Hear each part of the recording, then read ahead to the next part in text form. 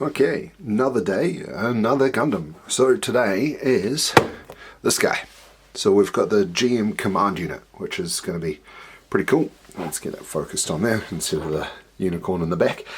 So the GM command unit is probably, I think it might be the first Fedi grunt unit I've really had. I've got a whole heap of Gundams, but I don't have any Federation grunt units, I don't think. I've got like a couple of Zaku's, which are the, not Zaft, Xeon forces, but yeah, so this is going to be a pretty cool little build.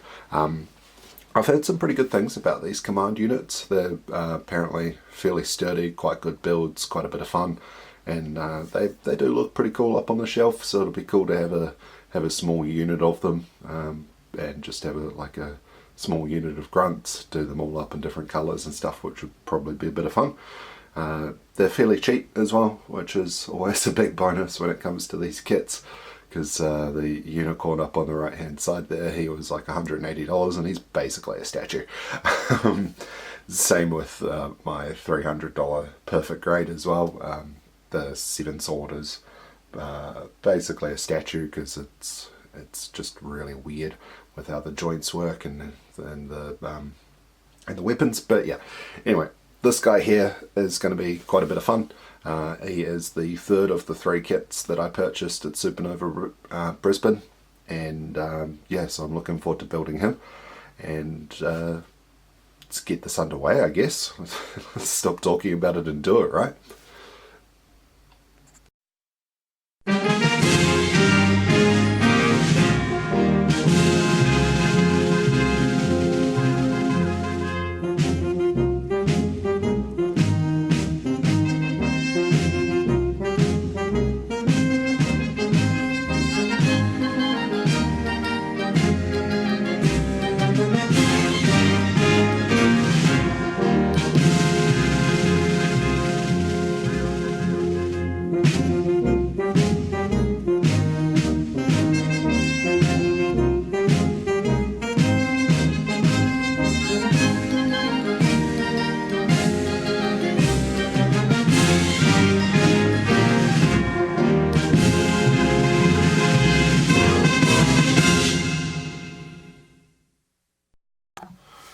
Okay, so it's only taken me like the better part of a week to finally get around to filming the end result.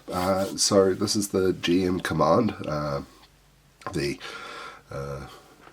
RGM-79G GM command from the Universal Century timeline. So this is just a very, very basic grunt unit. I actually really like its design, especially this face. So the head unit is quite a cool design with a clear bit of plastic in there, and the head unit itself, it's just really, really clean and tidy, and I really appreciate it, and I quite like the aesthetics of it.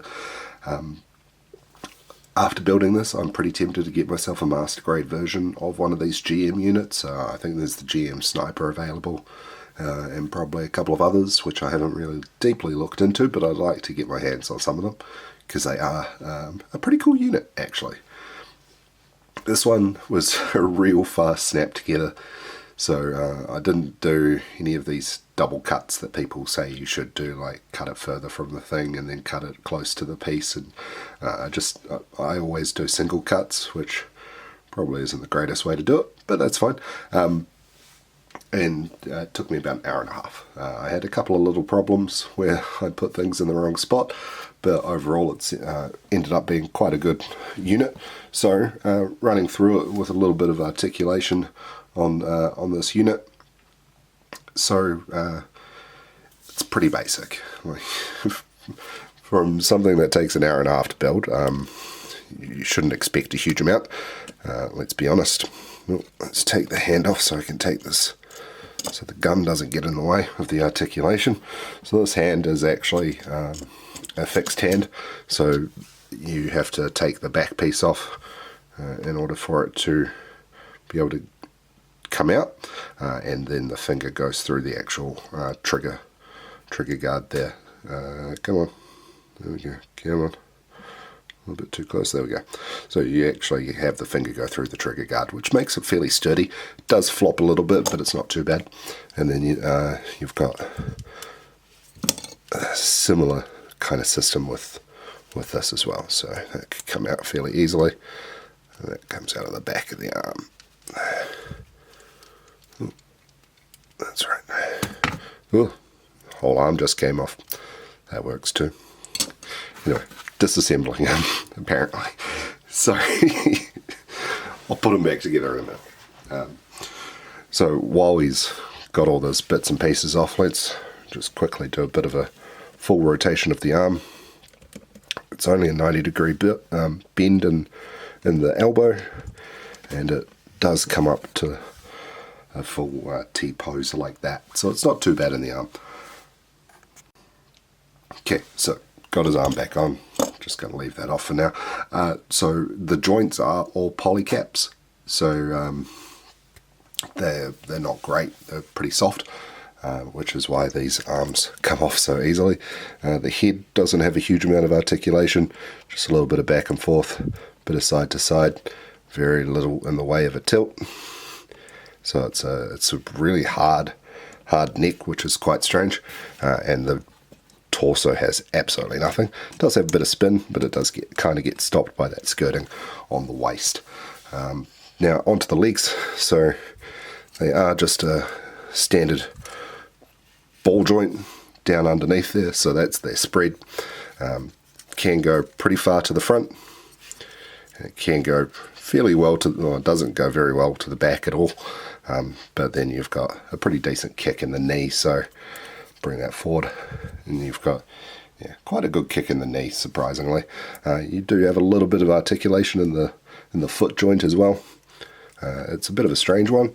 The foot actually, or the leg joint actually comes into the foot from behind, so it was a bit strange to put it together, but I quite like this kind of style of pose with it. I can do like Ginyu force or something with it, which is pretty cool. It does mean it stands pretty flush to the ground quite easily, which is nice. Overall, it's a pretty basic kit. It's about what you'd expect for Australian $19. So US price is probably about $9 to $10.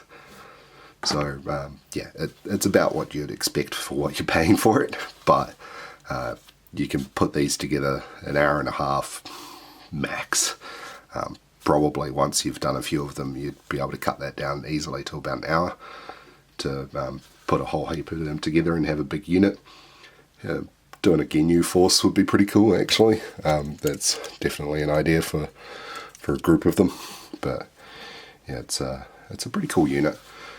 Not outstanding as high grade skill. It's pretty middle of the line for its price point and for a high grade, and for it being quite an old one as well.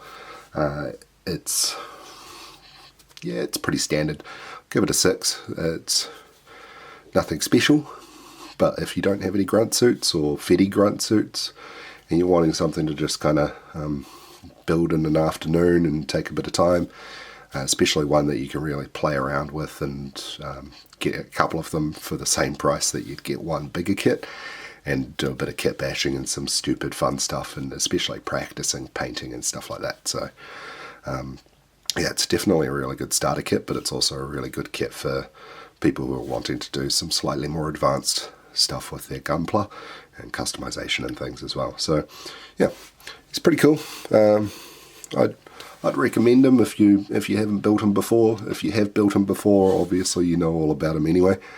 But yeah, he's a fun kit, and yeah, I'm looking forward to getting a few more and practicing some kit bashing and some further shenanigans with some of these cheaper kits.